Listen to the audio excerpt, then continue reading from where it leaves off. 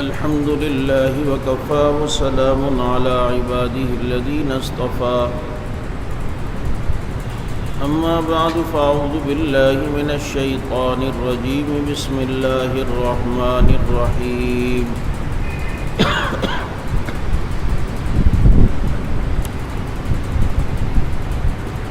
يا أيها الذين آمنوا اتقوا الله حق تقاته ولا تموتن إلا وأنتم مسلمون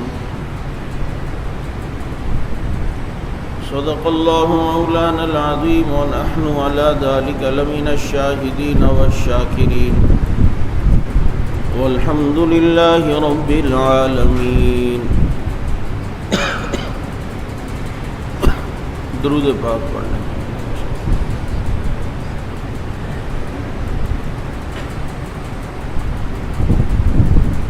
واجب الاحترام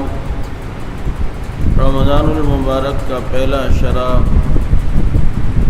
اپنے آخری مراحل کو طے کر رہا ہے۔ اللہ تعالیٰ نے اس پہلے عشرے کو رحمت کا عشرہ بنایا، اور اگر کسی کے ساتھ اللہ کی رحمت شامل حال ہو جائے اور ایک دفعہ فیصلہ ہو جائے کہ یہ میری رحمت کے آغوش میں رہے گا تو اس کے سارے کام بن جائیں گے۔ اللہ تعالیٰ نے اگر رحمت کی نگاہ سے دیکھ لیا تو انسان کی دنیا بھی بن گئی اور آخرت بھی بن گئی۔ اسی لیے آپ دیکھیں، جب کوئی کسی بادشاہ کے دربار میں جاتا ہے تو یہ سوچتا ہے کہ میں مانگوں کیا ہوا، تو وہ اپنے ذہن سے جو بہتر سے بہتر چیز ہوتی ہے وہ مانگتا ہے۔ اللہ رب العزت جو بادشاہوں کا بادشاہ اور احکم الحاکمین ہے، جب آدمی اس کے دربار میں داخل ہوتا ہے، اس کے گھر میں داخل ہوتا ہے، تو اللہ کے نبی نے جو دعا بتلائی ہے اللہم افتح لی ابواب رحمتک، اس میں اللہ کی رحمت ہی مانگی جاتی ہے کہ اللہ میں تیرے سے تیری رحمت کا سوال کرتا ہوں کہ میرے لیے اپنی رحمت کے دروازے کھول دے۔ اب ظاہر بات ہے، جب رحمت اللہ کی شامل حال ہو گئی، انسان کی روزی کے مسئلے حل ہو گئے، پریشانیوں کے مسئلے حل ہو گئے، آخرت کے تمام مراحل حل ہو گئے۔ اس لیے اس عشرے میں اللہ رب العزت سے رحمت کا سوال کیا جائے، اللہم افتح لی ابواب رحمتک، اللہم انی اسألک من فضلک ورحمتک، رب اغفر وارحم وانت خیر الراحمین۔ یہ دعائیں جو رحمت کی ہیں یہ اللہ تعالیٰ سے مانگے ہیں۔ اللہ رب العزت کی رحمت حضرات صحابہ کرام کے ساتھ شامل حال رہی، انہوں نے اللہ کی رحمت کو حاصل کر لیا، تو اس کے بعد دیکھیں کہ اللہ رب العزت نے ان کی زندگی اور ان کی سیرت کو کیسا بنایا۔ پھر چلتے ہوئے پانیوں پہ گھوڑے بگا کے دکھائے، پھر جنگل کے درندوں نے انہیں راستہ بتایا، پھر اگر وقتی آزمائش ان کی بھوک سے کی گئی تو بعد میں کیسر و کسریٰ کے خزانوں کا ڈھیر اللہ نے ان کی جھولی کے اندر ڈالا۔ کیوں؟ کہ اللہ رب العزت کی رحمت ان کے ساتھ رہی اور ہر وقت شامل حال رہی۔ میرے دوستو، یہ رمضان المبارک کا عشرہ، پہلا عشرہ جو رحمت کا، دوسرا عشرہ اللہ نے مغفرت کا بنایا، ان تمام اوقات کو انسان نے قیمتی بنانا ہے، اور قیمتی اس طور پہ بنانا ہے کہ اللہ رب العزت جس طرح چاہتے ہیں، نبی علیہ السلام نے جس طرح بتایا اس طرح یہ رمضان ہمارا گزرے۔ کس طریقے سے اللہ رب العزت نے اس رمضان المبارک میں، دیکھیں، جو حلال چیزیں ہمارے لیے ان کو بھی حرام کر دیا۔ روزے کے اوقات میں پانی حلال ہے، حرام کر دیا، کھانا حلال ہے، حرام کر دیا کہ نہیں کھانا افطاری تک۔ تو جو چیزیں حلال تھی روزے میں وہ حرام قرار دے دی گئیں، تو جو پہلے سے حرام ہیں وہ کس طریقے سے حلال ہو جائیں گی؟ جیسے جھوٹ حرام ہے، وہ تو شروع سے حرام ہے، غیبت شروع سے حرام ہے، تو روزے کی حالت میں غیبت بھی چلے، جھوٹ بھی چلے، بد نظری بھی چلے، دھوکہ بھی چلے، سود بھی چلے، تو جو چیز پہلے سے حلال تھی کھانا پینا وہ روزے میں تو حرام ہو گیا، اور جو پہلے سے حرام ہے وہ کس طریقے سے روزے میں حلال ہو سکتی ہے؟ اس کی حرمت تو اور زیادہ ہو جائے گی، اس میں تو مزید شدت آئے گی۔ اس لیے ہمارے حضرات رمضان المبارک میں کھانے پینے کی طرف توجہ دینے کے بجائے زیادہ سے زیادہ عبادت کے اندر جو ہے وہ توجہ دیتے تھے، لیکن آج ہماری غفلتوں کا اندازہ اس بات سے کریں کہ ہمارے یہاں آج بڑی مصیبت یہ ہے کہ ہمارے یہاں رمضان کی راتوں کو نائٹ میچ، کرکٹ میچ کا کلچر بن گیا ہے۔ بھائی رات ہم نے جو ہے نا نائٹ میچ کھیلنا ہے اور صبح سحری کرنی ہے اور پھر ظہر تک خوب آرام کرنا ہے۔ بابا یہ نائٹ میچ تم رمضان کے علاوہ کرو، رمضان کی راتوں کو تو اللہ نے عبادت کی رات بنایا ہے، وہ تو برکتوں والی رحمتوں والی رات ہے،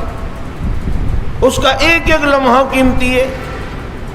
حضرت کعب احبار، حضرت ابی بن کعب رضی اللہ تعالیٰ عنہ دیکھیں 3 حصوں میں رات کو تقسیم کرتے، تلاوت، قیام، اور ایک حصے میں اپنی سحری وغیرہ کا انتظام فرماتے۔ یہی معمول صحابہ کرام کا تھا اور یہی معمول ہمارے بزرگان دین کا تھا، لیکن آج یہ بہت بڑی لت لگ گئی ہے ہمیں کہ جناب نائٹ میچ ہو رہے ہیں، کرکٹ کے میچ ہو رہے ہیں، بابا کرکٹ کھیلو، جو کچھ کھیلو، لیکن رمضان کے اوقات کو تو قیمتی بناؤ نا۔ یہاں پر باقی چیزیں چھوڑ کر حکم ہے کہ جناب عبادت میں لگ کے ان راتوں کو قیمتی بنایا جائے، اور ہماری پوری رات جو ہے وہ میچ میں چلتی ہے۔ اور پھر رمضان کے اندر جتنے بھی گویے وہ سارے رمضان ٹرانسمیشن کے نام پر آ کر آپ کو دین سکھا رہے ہوتے ہیں، اور ہمارے لوگ اتنے سادے ہیں، سادے کہوں یا پتہ نہیں کوئی اور جملہ کہہ دوں تو ذرا سخت ہو جائے گا۔ یہ جتنے بھی فنکار اور گویے ہیں، یہ آ کر ان کے سامنے جب ہم بیٹھتے ہیں، یہ ٹی وی لگاتے ہیں اور یہ جب ہمیں دین سکھا رہے ہوتے ہیں، تو کسی کو کبھی ذہن میں آیا یہاں آپ کے مولوی صاحب ذرا سے اس کے پائنچے نیچے ہوں تو تم اتنی 10 باتیں کرتے ہو، مسجد کے امام کے اندر سے تو اتنے کیڑے نکالتے ہو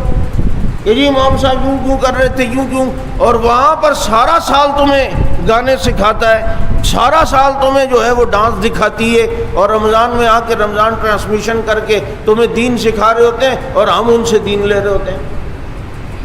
میں نے پچھلے رمضان میں یہاں کہا کہ یہ فنکار اداکاروں سے دین نہیں سیکھنا، انہوں نے تو صرف اپنی جو ہے وہ رمضان کے اندر، اچھا پھر اس میں بھی کون سا وہ پردہ کر کے آتی ہیں اور کون سا وہ کوئی دین صحیح سکھا رہے ہوتے ہیں، تو فنکاروں اور اداکاروں سے دین نہیں سیکھنا۔ تو ایک صاحب بعد میں کہ یہ کوئی بات ہے فنکاروں سے دین نہیں سیکھیں؟ تو میں نے کہا آپ جا کے سیکھیں، آپ کو کس نے منع کیا؟ آپ کو اگر زیادہ ہی اچھے لگتے ہیں پورے سال، اور پھر یہ بھی نہیں ہے کہ رمضان کے بعد وہ انسان کے بچے بن جائیں، بلکہ پورے سال گانے چل رہے ہیں، ڈرامے چل رہے ہیں، اداکاریاں چل رہی ہیں، رمضان میں اچھا وہ بھی اداکاریاں ہی ہیں دین کے نام پر، اور رمضان کے بعد دوبارہ جتھے دی کھوتی اتھے اڑگل ہوتی۔ یہ تو طہر متخلل ہوا، تھوڑے دن کے لیے رک گیا نفاس کا خون، اور اس کے بعد جو ہے وہ پھر 2-4 دن بعد آنا شروع ہو گیا۔ یہ تمام فنکاروں کو طہر متخلل بیچ میں ہو جاتا ہے، اور اس کے بعد لیکن پھر دوبارہ جو ہے وہ سلسلہ شروع ہو جاتا ہے۔ اس لیے ان طہر متخلل قسم کے لوگوں سے بچ کے رہیں۔ دین سیکھنا ہو تو یہ دیکھنا کہ ان کی کڑی بکڑی نسبت علمی شجرہ جا کر رسول اللہ صلی اللہ علیہ وسلم سے ملتا ہے یا نہیں ملتا۔ عامر لیاقت جیسوں سے، وسیم بادامی جیسوں سے، اور پتہ نہیں کون کون سے پستہ بادامی جیسوں سے ہم لوگ دین سیکھیں گے؟ کچھ انسان کو خود بھی سوچنا چاہیے کہ دین ہے کوئی کھلواڑ نہیں ہے، مذاق نہیں ہے، لیکن ہمارے یہاں مصیبت یہ ہو گئی ہے ہم ایسا دین چاہ رہے ہوتے ہیں کہ کعبے کا طواف کیا، گنگا کا اشنان بھی، راضی رہے رحمان بھی اور خوش رہے شیطان بھی۔ آپ کی مسجد کا امام خدا نہ خواستہ پینٹ شرٹ میں آ کر جمعے میں بیٹھے، اس کی داڑھی نہ ہو، ٹائی پہنا ہوا ہو، آپ اس کے پیچھے نماز نہیں پڑھتے، 10 باتیں کر کے جاتے ہو کہ یار یہ کوئی بات ہے، یہ دیکھو امام صاحب کو. اور امام اگر اس حلیے میں آ کر کہے خطبے میں الحمدللہ، آپ کہیں گے نعوذ باللہ استغفر اللہ. یہ دیکھو بھائی، جا کے باہر 10 کو بتاؤ گے آج یار امام صاحب ایسے آئے ہوئے تھے. اور میڈیا پر جو ٹائی پتلونوں میں اور بغیر داڑھی میں ڈاکٹر جاوید غامدی جیسے اور اس طریقے سے اداکاروں جیسے آ کے دین سکھا رہے ہو، وہ تمہارے کس طریقے سے رہنما ہو گئے اور کس طریقے سے تمہارے رہبر بن گئے اور تمہیں دین سکھانے والے مسیحا بن گئے. یاد رکھو کہ صرف طب کی کتابیں پڑھ کر کوئی ڈاکٹر نہیں بنتا، جیسے وکالت کی کتابیں پڑھ کے کوئی وکیل نہیں بنتا، ایسے ہی صرف جہاں خود اپنا ترجمہ پڑھ کر کوئی شخص قرآن کا ترجمہ اپنے طور پہ حدیثوں کا پڑھ کے کوئی عالم نہیں بنتا. بلکہ اسے کیا کرنا ہے کیا نہیں کرنا، کون سی حدیث ہم پڑھ رہے ہیں، منسوخ ہے نہیں ہے، اس کا حکم پہلے تھا اب نہیں ہے کیا نہیں، یہ ساری چیزوں کا جاننا ضروری ہوتا ہے. لیکن جو آدھا علم رکھے ہوئے ہوتے ہیں وہ مصیبت بناتے ہیں اور پھر خود بھی فتنے میں مبتلا ہوتے ہیں اور لوگوں کو بھی فتنے میں مبتلا کرواتے ہیں. اس لیے دین ایسے لوگوں سے سیکھا جائے جن کا علمی شجرہ کڑی بکڑی جا کر جناب محمد الرسول اللہ صلی اللہ علیہ وسلم سے ملا جائے. تو رمضان ٹرانسمیشن کے نام سے جو یہ ڈرامے بازیاں ہوتی ہیں، یہ صرف ریٹنگ صرف بڑھانے کے چکر ہوتے ہیں، اور جناب ایسے لوگوں کو بٹھایا جاتا ہے جو دین کا حلیہ بگاڑ کر رکھتے ہیں اور اصل دین وہ بتایا نہیں جاتا، اور پھر جناب لوگوں کو گمراہی کے راستے پہ چلائے جاتے ہیں. آج الحمدللہ کئی جگہوں پہ رمضان میں خلاصہ تراویح علماء کراتے ہیں، درس ہوتے ہیں، اس طرح کے درس میں بیٹھے خلاصہ تراویح میں بیٹھے، جس سے سیکھنا ہے ان سے علم سیکھیں، اور ان اوقات کو پھر قیمتی بنائیں. ورنہ رمضان میں اگر ہم ایسے ویسے سے دین سیکھ رہے ہو تو پورا سال ہمارا دین تباہ و برباد ہوگا. بہرحال میں یہ عرض کر رہا تھا کہ ہمیں یہ پتہ ہونا چاہیے کہ اس وقت کون سی عبادت ہے، کیا کرنی اور کس طرح کرنی ہے، اور یہ تمام چیزیں اس وقت پتہ چلیں گی کہ جب ہم اس طرح کے دروس میں علماء کرام کے بیانات میں جب بیٹھیں گے تو پتہ چلے گا. اور اس کے لیے میں نے کہا ہدایت پہ آدمی قائم رہے، اللہ کی رحمت کو شامل حال کرنا ہے، اور اللہ کی رحمت کو شامل حال کرنے کا یہ سیزن رمضان المبارک کا یہ عشرہ جسے پہلا عشرہ کہتے ہیں. آگے 10 رمضان المبارک ہے، اور 10 رمضان المبارک ام المومنین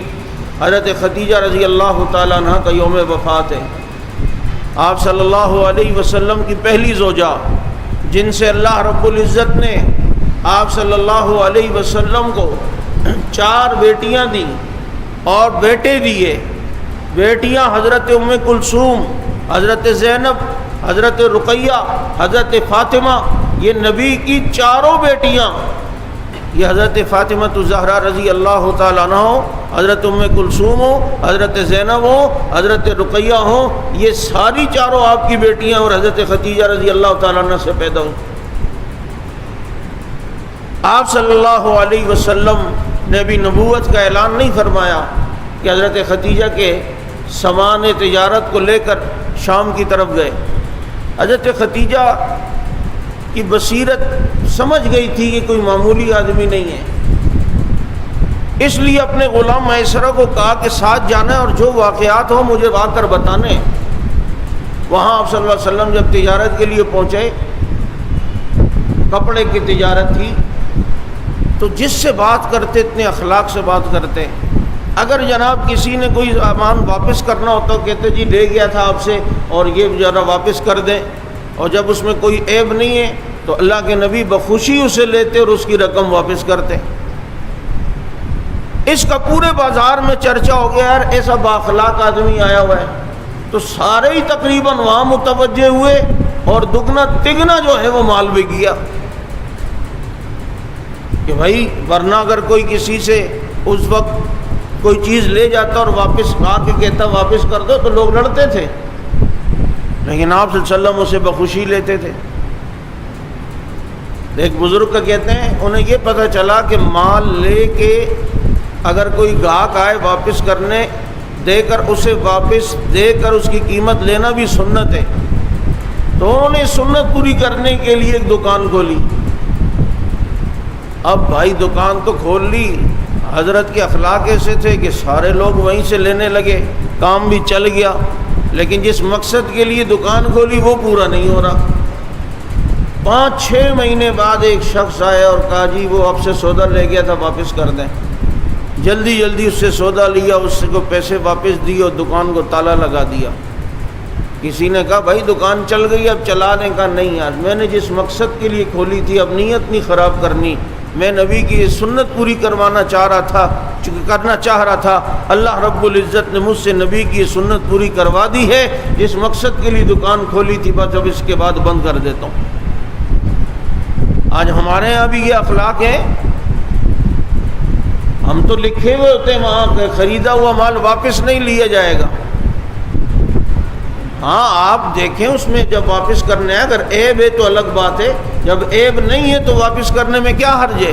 یہ تو سنت کے خلاف بات لکھی ہوئی کہ خریدا ہوا مال واپس نہیں کیا جائے گا۔ حضرت خدیجہ رضی اللہ عنہ کا مال آپ صلی اللہ علیہ وسلم نے یوں اتنی دگنے جو ہے وہ منافع کے ساتھ بیچا۔ جب واپس آ رہے تھے تو حضرت خدیجہ اپنی چھت پر تھی تو ان کی نظر پڑ گئی آپ صلی اللہ علیہ وسلم آ رہے ہیں اور ایک بادل آپ پر سایہ کیا ہوا ہے۔ انہوں نے اپنی باقی سہیلیوں کو بھی بتائی ادھر دیکھو یہ جو آ رہے ہیں کس طرح ان پر بادل سایہ کیا ہوا ہے۔ آپ صلی اللہ علیہ وسلم جب تشریف لائے حضرت خدیجہ کو منافع بتایا کہ یہ ہوا ہے، تو حضرت خدیجہ نے فرمایا میرا وہ غلام میسرہ کہاں ہے کہ وہ ذرا جنگل میں رہ گیا ہے۔ آپ حضرت خدیجہ نے فرمایا آپ اسے بلا کے لے آئے، اور مقصد یہ تھا کہ حضرت خدیجہ کہتی ہیں میں دیکھنا چاہتی تھی یہ بادل جو ان کے ساتھ چلتا آ رہا ہے یہ اتفاق ہے یا واقعی ان کے ساتھ ہے، تو اب میں ان کو واپس بھیج کے دیکھتی ہوں کہ بادل دوبارہ ان پہ سایہ کرتا ہے یا نہیں کرتا۔ تو آپ صلی اللہ علیہ وسلم جب اس سائڈ جانے لگے تو بادل اس طرف آپ پر سایہ کر کے چلنے لگا۔ تو میسرہ غلام آیا، اس سے حضرت خدیجہ نے فرمایا کہ کیا کیا تم نے دیکھا ہے؟ کہ پہلے تو یہ دیکھا کہ راستے میں ایک عیسائی راہب ملا، انہوں نے ان کو بڑے غور سے دیکھا اور غور سے دیکھ کر کہا کہ تم وہی ہو جس کی بشارت عیسیٰ ابن مریم نے دی ہے کہ میرے بعد ایک نبی آئے گا اور وہ ساری نشانیاں مجھے تم میں نظر آ رہی ہیں۔ اور کہا دوسری میں نے چیز یہ دیکھی کہ ہمارے قافلے میں 2 اونٹ وہ بیمار پڑ گئے اور آپ صلی اللہ علیہ وسلم آگے تھے اور میں پیچھے اونٹوں کے چکر میں بیٹھ گیا، آپ آگے چلے گئے، دیکھا میسرہ پیچھے رہ گیا، واپس آئے مجھ سے کہا کہ پیچھے کیوں رہ گئے؟ کہا یہ دونوں اونٹ ہیں اٹھ ہی نہیں رہے۔ تو حضرت خدیجہ کو ان کا غلام کہنے لگا انہوں نے ان کی پیٹھ پہ ہاتھ پھیرا، وہ دونوں اونٹ اٹھے اور اٹھ کے بھاگنے لگ گئے۔ یہ نبی کے ہاتھ کی اتنی برکت ہے، ذرا سوچو جو صحابہ نبی کے ساتھ ہاتھ میں ہاتھ دے کے ہاتھ ملاتے تھے پھر ان کے ہاتھوں میں کتنی برکت ہوتی، پھر اندر کی ساری دل کی بیماریاں ختم ہو کر نور ایمان کے تقوی اور صحت اللہ صحابہ کو کیوں نہ دیں۔ اور پھر ان کی خوش نصیبی کا کیا کہنا جن کا ہاتھ نبی نے ادھر پکڑاؤ اور دوسرا ہاتھ عمر کا یہاں سے پکڑاؤ، ادھر سے ابو بکر کا ہاتھ ادھر سے عمر کا ہاتھ، اور مسجد میں داخل ہو رہے ہوں اور نبی فرما رہے ہوں تم ہمیں یوں دیکھ رہے ہو آقا نبعث یوم القیامہ، ہم قیامت کے دن بھی اسے ہی اٹھیں گے، میرے ایک طرف ابو بکر ہوگا ایک طرف عمر ہوگا۔ جو آج بھی نبی کے ساتھ نبی کے جسم کی برکتیں لے رہے ہیں، آج میں کہتا ہوں نا جو مدینے چلا جائے وہ خوش نصیب ہے، اور جو نبی کے ساتھ مدینے میں سو جائے وہ کتنے خوش نصیب ہیں۔ مدینے کا سونا بھی کسی کسی کو ملتا، ابھی دیکھیں تہجد میں ہمارے تبلیغی جماعت کے کراچی کے بڑے بھائی امین صاحب کا انتقال ہوا مدینہ منورہ میں، رمضان کی رات، تہجد کا وقت، ابھی جمعے کے بعد ان کی نماز جنازہ مسجد نبوی میں اور تدفین جنت البقیع میں صحابہ کے قدموں میں۔ ساری زندگی دین کے کام کے لیے پھرے اور اللہ نے پھرتے پھرتے وہاں سلا دیا جن کا کام لے کر دنیا کے اندر پھر رہے تھے، اور اللہ نے صحابہ کی قدموں میں سلا کے بتایا، پہنچی وہیں پہ خاک جہاں کا خمیر تھا۔ یہ تو قسمت کی بات ہے۔ ہمارے یہاں آپ بڑوں کو یاد ہوگا ایک بابا سراج ہوا کرتے، صفدر بابا ہوا کرتے تھے، یا سراج بابا سراج، وہ جو نعرے لگاتے تھے مائک لے کر، حضرت ندیم صاحب رحمۃ اللہ علیہ کے دور میں ہم چھوٹے ہوتے تھے، یہاں آتے تھے جلسوں میں بھی، جب جلوسوں میں ان کا ایک عجیب اسٹائل ہوتا تھا نعرے لگانے کا، صحابہ کے دشمن کے کافر ہونے کا بھی نعرہ لگاتے اور صدیق کا بھی نعرہ، صحابہ سے محبت۔ ندیم صاحب جب گرفتار ہوئے تو اپنے رقشے کو ضمانت کے طور پر جمع کرائے کاغذات اور ان کی رہائی کا سبب بنے۔ وہ یہاں سے عمرہ کرنے کے لیے گئے مسجد مدینہ منورہ میں، وہاں اللہ مکہ میں عمرہ کیا، مدینہ کی زیارت کے لیے آئے، اللہ نے وہیں پر موت دی، اور صحابہ کی محبت تھی تو اللہ نے صحابہ کے ساتھ جنت البقیع میں سلا دیا۔ وَلَا تَمُوتُنَّ إِلَّا وَأَنْتُمْ مُسْلِمُونَ، اللہ نے کہا نہ مرنا لیکن مسلمان ہو کے مرنا۔ ہمارے مولانا فضل صاحب ہیں، رنچوڑ لائن میں امام ہوتے تھے، بڑی دعائیں کرتے تھے وہاں کی موت کی۔ آخری عشرے کی مسجد نبوی میں 11ویں یا 12ویں تراویح میں نماز کی حالت میں مسجد نبوی میں انتقال کر گئے۔ اپنی موتوں کو قیمتی بناؤ، اچھا بناؤ۔ اللہ کی رحمت شامل حال رہی تو موت بھی ایسی ہوگی کہ لوگ رشک کریں گے، لوگ دیکھ کے رشک کریں گے۔ اور اگر کسی کی وہاں موت نہ بھی ہوئی، یہاں بھی ہو، لیکن اس طرح ہو کہ لوگ رشک کریں کہ یار کیسے کلمہ پڑھتا ہوا گیا ہے، کیسے نبی اور صحابہ کا نام لیتے ہوئے گیا ہے، تاکہ لوگ رشک کریں۔ آج ناگن چورنگی کے اندر سوئے میں عبد الغفور ندیم، لیکن سب رشک کر رہے ہیں، کیوں؟ قبر سے 8 دن تک خوشبو آتی رہی ہے۔ یہ کیا تھا؟ یہ وَلَا تَمُوتُنَّ إِلَّا وَأَنْتُمْ مُسْلِمُونَ۔ بہرحال میں عرض یہ کر رہا تھا کہ نبی کے ہاتھ اونٹ پہ لگے، وہ دونوں اونٹ چلنے لگے۔ یہ ہاتھوں کی اتنی برکت ہے، نبی کی نگاہ کی اتنی برکت ہے، پیغمبر کے دیکھنے میں اتنی تاثیر ہے کہ ہم اس کا تصور نہیں کر سکتے۔ یہ تاثیر نہیں ہے کہ وہاں دیکھیں تو رب چاند کے ٹکڑے کر دے، یہ تاثیر نہیں ہے کہ یوں درخت کو دیکھیں تو وہ بھی زمین پھاڑتے ہوئے آ جائے۔ تو جن صحابہ کے اوپر براہ راست نبی کی نگاہ پڑتی تھی، ان کے دلوں کے اندر صفائی کیسی ہو جاتی تھی۔ جبھی تو فرمایا حبب الیکم الایمان وزینہ فی قلوبکم وکرہ الیکم الکفر والفسوق والعصیان۔ یہ نگاہ نبی میں وہ تاثیر دیکھی، بدلتی ہزاروں کی تقدیر دیکھی۔ حضرت ختیجہ نے جب یہ باتیں سنی، حضرت ختیجہ نے آپ سے نکاح کا پیغام بھیجا، آپ صلی اللہ علیہ وسلم نے ان سے نکاح فرمایا۔ 25 سال کی عمر ہے، حضرت ختیجہ 40 سال کی ہیں۔ آج جو ہمارے نبی کی زیادہ شادیوں پر اعتراض کرتے ہیں غیر مسلم اور یہاں کے جو بدبخت بھی ہیں، تو بھائی وہ شہوت کے لیے نہیں تھی، خواہش کے لیے نہیں تھی۔ اگر یہی چیز جذبہ ہوتا تو 25 سال کا نوجوان ہے جس میں 4000 انسانوں کے برابر طاقت رکھی ہے اللہ نے، 4000 انسانوں کے برابر۔ عرب کی کسی بھی خوبرو اور خوبصورت نوجوان لڑکی سے بھی شادی ہو سکتی تھی، لیکن 40 سال کی ختیجہ سے نکاح ہو رہا ہے، اور 53 سال تک وہی بیوی رہی، دوسری بیوی نہیں رہی۔ اور 52-53 سال کی عمر میں حضرت ختیجہ کے جانے کے بعد پھر حضرت میمونہ سے ہو رہی ہے، وہ بھی بوڑھی، پھر حضرت سودا سے ہو رہی ہے، وہ بھی بوڑھی۔ 4000 انسانوں کی طاقت ہے نبی میں، اور 53 سال کی عمر میں آ کر آپ صلی اللہ علیہ وسلم دوسری شادی کر رہے ہیں اور نکاح کر رہے ہیں۔ تو آپ کے تمام نکاح حکمتوں پر وحی الہی کے منشا کے مطابق ہوئے، اور ہر ایک کے نکاح میں حکمتیں تھیں۔ حضرت ختیجہ کے نکاح میں حکمت یہ تھی کہ اللہ نے ان سے نبی کی اولاد پیدا کرنی تھی، اور یہاں سے پھر آپ صلی اللہ علیہ وسلم کا حضرت فاطمہ سے نسب چلانا تھا۔ حضرت ام حبیبہ سے نکاح ہوا تو وہاں جو بنو یہ حضرت ابو سفیان کی مخالفت تھی وہ کم ہو گئی تھی۔ حضرت عائشہ سے نکاح ہوا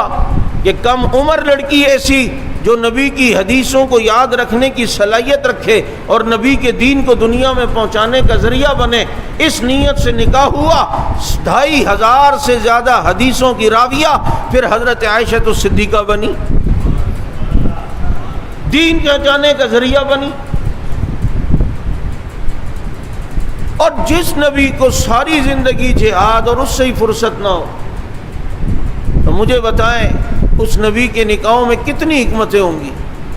کتنی مصلحتیں ہوں گی۔ حضرت جویریہ سے نکاح ہوا، وہ پورا قبیلہ بنو مستلق جو یہودیوں کا تھا ان کی مخالفت رک گئی۔ حضرت صفیہ سے نکاح ہوا، وہ یہودیوں کے ایک دوسرے قبیلے کی مخالفت رک گئی۔ بہرحال تو حضرت ختیجہ سے آپ صلی اللہ علیہ وسلم کا نکاح ہوا، اور ختیجہ وہ عورت ہیں جس نے آپ صلی اللہ علیہ وسلم کو پہلی وحی کے بعد تسلی دی۔ جب آپ صلی اللہ علیہ وسلم سردی کی حالت میں آئے تھے اور فرما رہے تھے زملونی دثرونی، اس وقت حضرت ختیجۃ الکبریٰ رضی اللہ تعالی عنہ نے آپ کو تسلی دی۔ اور یاد رکھیں، انسان کو جب وہ کسی مہمات میں لگا ہوتا ہے نا، جو تسلی کی باتیں بیوی کی اثر کرتی ہیں، حوصلہ دیتی ہیں، وہ کسی اور چاہے بہن ہو، ماں ہو، بیٹی ہو، کسی کی بات اتنی تسلی نہیں دیتی۔ ماں کی دعائیں کام کریں گی، لیکن کوئی مشکل راستے میں جو چل رہا ہو، جب اس کی بیوی اس کو تسلی دے تو آدمی کہتا ہے بس بیگم میرے ساتھ کھڑی ہے تو بس ٹھیک ہے، کوئی مسئلہ نہیں۔ کیونکہ آدمی کو ایسے کاموں میں فکر بیوی بچوں کی ہوتی ہے۔ جب بیوی کہہ دے بچوں اس کے معاملے میں فکر نہیں کرنا، جو ہوگا انشاءاللہ سنبھال لوں گی، آپ اللہ کی راہ میں دین کی کام کریں اور دین کے لیے آپ جو ہے وہ توجہ دیں، آپ یقین کریں اتنی جو ہے وہ آدمی کو حوصلہ ملتا ہے۔ لیکن بیوی بھی تو پھر حضرت ختیجہ کی سیرت پڑھی ہوئی ہو تو تب نہ۔ تو حضرت ختیجۃ الکبریٰ رضی اللہ تعالیٰ عنہ آپ صلی اللہ علیہ وسلم پر عورتوں میں سب سے پہلے ایمان لانے والی عورت، 10 رمضان المبارک کا ان کا یوم وفات ہے، اور آپ اس امت میں غالباً یہ پہلی عورت ہیں جس نے وضو کیا ہے۔ یعنی حضرت جبریل نے پاؤں مارے تو ایک چشمہ نکلا، آپ غار حرا کے پاس اس چشمے کے پاس حضرت ختیجہ کو لائے اور فرمایا کہ یہاں وضو کرو، اور جبریل نے مجھے وضو کا یہ طریقہ سکھایا ہے اور وضو کیا ہے، اور اس چشمے سے اس امت میں اگر کسی عورت نے سب سے پہلے باقاعدہ وضو کیا ہے اسے حضرت ختیجہ کہتے ہیں۔ ایسی آپ صلی اللہ علیہ وسلم کو پسند اور اتنا یاد رکھتے تھے حضرت ختیجہ کو کہ اس کا مجھ پر بڑا احسان ہے۔ مشکل مرحلے میں میرے پر مال خرچ کرنے والی، مجھے حوصلہ دینے والی حضرت ختیجہ رضی اللہ تعالیٰ عنہ۔ 10 رمضان المبارک کو یوم وفات، آج جنت المعلیٰ میں مکہ مکرمہ میں ام المومنین حضرت ختیجہ رضی اللہ تعالیٰ عنہ کی قبر ہے، اور آپ صلی اللہ علیہ وسلم کی باقی تقریباً اکثر ازواج مطہرات کی قبور وہ جنت البقیع میں ہے، حضرت ختیجہ رضی اللہ تعالی عنہ کی قبر جنت المعلیٰ میں۔ میرے دوستو، آج 8 رمضان المبارک بھی ہے، اور 6 آگے 8 رمضان المبارک حضرت ضیاء الرحمن فاروقی شہید رحمۃ اللہ علیہ کا یوم شہادت۔ ہمارے جماعت کے سرپرست اعلیٰ حضرت جنگی شہید رحمۃ اللہ علیہ کے بعد علامہ اشار القاسمی شہید رحمۃ اللہ علیہ کے بعد جو بنے 8 رمضان المبارک، اور عجیب بات ہے کہ آج تک ان کے قاتلوں کے سرپرست گرفتار نہیں ہوئے۔ ان کا تذکرہ کرنا میں اس لیے بھی ضروری سمجھتا ہوں کہ ظاہر بات ہے اس جماعت میں مجھے لانے کا ذریعہ وہ بنے۔ میں نے سب سے پہلے اپنی زندگی میں اگر سپاہ والوں کی کوئی کیسٹ سنی ہے، تقریر سنی ہے، تو سب سے پہلی تقریر علامہ ضیاء الرحمن فاروقی شہید رحمۃ اللہ علیہ کی شہداء اسلام یہاں کراچی لیاقت آباد کے اندر ہوئی تھی۔ مجھے کسی نے کیسٹ سنائی تو میں نے دیکھا، میں نے کہا یار یہ مولوی صاحب نے اتنا رٹا لگایا ہوا ہے اور اتنی روانی سے۔ مجھے کسی نے کہا رٹا نہیں ہے بھائی، ایسے ہی چلتا ہے۔ میں نے کہا بغیر رٹے کی تقریر ہوگی کیسے، اور چپ بھی نہیں ہو رہے اور مستقل چل رہا ہے۔ مجھے کیا پتا تھا کہ ایک دن آئے گا کہ اللہ رب العزت فقیر کو بھی اسی طرح روانی سے بولنے کی توفیق دے گا، جس کو میں رٹا سمجھ رہا تھا۔ تو میرے اوپر احسان ہے حضرت فاروقی شہید رحمۃ اللہ علیہ کا کہ میں نے سب سے پہلے تقریر ہی، اس سے پہلے میں نے کبھی اس جماعت کا شاید نام سنا ہو یا نہیں سنا ہو، یا کسی کو جانتا ہوں یا نہیں جانتا ہوں، حضرت فاروقی شہید رحمۃ اللہ علیہ، اللہ ان کے درجات کو بلند فرمائے۔ میرے دوستو، یہ ایک سلسلہ اور یہ کام ہے عظمت اصحاب رسول کے لیے، جو اس وقت پوری دنیا میں یہ ایک جماعت ہے جو الحمدللہ صحابہ کے دفاع کے لیے کام کر رہی ہے، اور پوری امت مسلمہ کی طرف سے فرض کفایہ ادا کر رہی ہے۔ مولانا اعظم طارق شہید رحمۃ اللہ علیہ غالباً یہی ممبر پہ بیٹھے ہوئے تھے، یہ سامنے جو چھجا تھا ابھی ٹوٹ گیا، یہاں میں بیٹھا ہوا تھا، یہاں سے میں دیکھ رہا تھا حضرت کو بڑے ارمان سے، اور حضرت فرما رہے تھے پوری دنیا میں صحابہ کا دفاع کر کے یہ سپاہی صحابہ امت مسلمہ کی طرف سے فرض کفایہ ادا کر رہی ہے۔ تو جو فرض کفایہ ادا کر رہی ہے،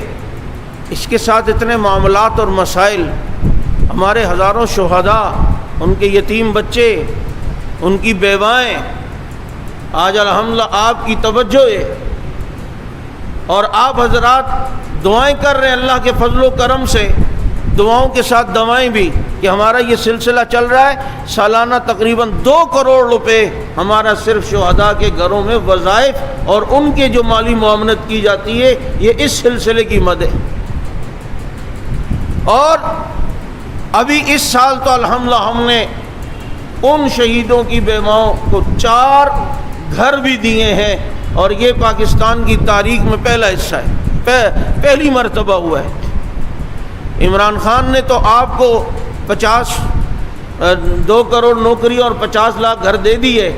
لیکن ہم نے صرف 4 دیے، اور انہوں نے تو ماشاءاللہ 50 لاکھ دے دیے، اور پھر جب دیے اور جب آنکھ کھلی تو وہ سارے جو ہے وہ ختم ہو گئے تھے۔ یہ سارے ہی ایسے ہیں، تو اس لیے جو ہے وہ تعاون آپ حضرات نے کرنا ہے۔ رمضان ہی میں ہم اپیلیں کرتے ہیں، آپ کو جمعے میں تنگ کرتے ہیں، اور بار بار اس چیز کا تقاضا ہوتا ہے کہ اپنے زکوٰۃ، فطرات اور عطیات سے اہل و سنت والجماعت کے ان شہداؤں کے گھرانوں کے ساتھ بھرپور تعاون کریں۔ یہاں ساتھی ہوں گے، آپ حضرات نے ان کے ساتھ بھرپور تعاون کرنا ہے۔ ہر وقت دفتر کا دروازہ کھلا ہوتا ہے، بعد میں اگر کوئی لانا چاہے تو بعد میں بھی جو ہے وہ دے سکتے ہیں۔ میرے ساتھ رابطہ کرنا چاہیں براہ راست ہمارے یہاں ساتھیوں کے ساتھ، یا اپنے اپنے علاقے میں جو آپ کے ہمارے ساتھی جماعت کے ذمہ داران ہیں ان سے رابطہ کر کے ضرور اہل سنت والجماعت کے ساتھ آپ حضرات نے زکوٰۃ، فطرات اور عطیات کے ساتھ تعاون کرنا ہے۔ اللہ پاک سمجھ عمل کی توفیق نصیب فرمائے۔ وآخر دعوانا الحمد للہ رب العالمین۔